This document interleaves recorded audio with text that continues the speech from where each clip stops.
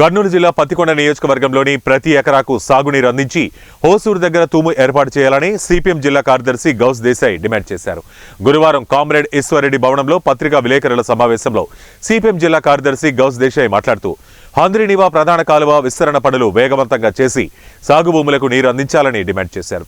ఈ ప్రాంత రైతులందరూ వర్షాభావంపై పంటలు పండిస్తున్నారు. సాగునీరు అందించడం వల్ల వలసలు నివారించవచ్చని అన్నారు. ప్రతి గ్రామానికి సాగునీరు అందించాలని, అలాగే తూములు ఏర్పాటు చేయాలని డిమాండ్ చేశారు. జిల్లా incharge Nimmala Ramanaidu, Pattikonda MLA K Shyamkumar, జిల్లా కలెక్టర్ రంజిత్ బాషా స్పందించి రైతులను ఆదుకోవాలని కోరారు. లేని పక్షంలో సిపిఎం పార్టీ ఆధ్వర్యంలో ఫిబ్రవరిలో పోరాటాలకు సిద్ధం కావాలని నాయకులకు, కార్యకర్తలకు పిలుపునిచ్చారు. ఈ సమావేశంలో సిపిఎం మండల కార్యదర్శి చక్రాల వెంకటేశ్వరరెడ్డి, మండల కమిటీ సభ్యులు రంగారెడ్డి, సురేంద్ర తదితరులు పాల్గొన్నారు.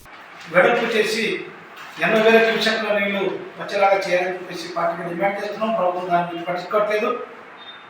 అదే కాదు, హంద్రీనివాకు ఏదైతే ఆనుకునిపోయేటువంటి మండలాలు ఉన్నాయి, ఈ మండలాల్లో కూడా ప్రత్యేక తూములు ఏర్పాటు చేసి అక్కడ సాగునీరు అందించాలా.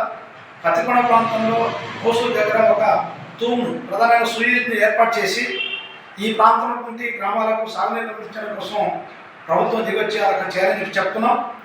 ప్రభుత్వం ఆ పని చేయకపోతే సిపిఎం పార్టీ ఫిబ్రవరిలో తూము ఏర్పాటు చేసే వరకు పోరాటం చేయడానికి సిద్ధపడుతుంది.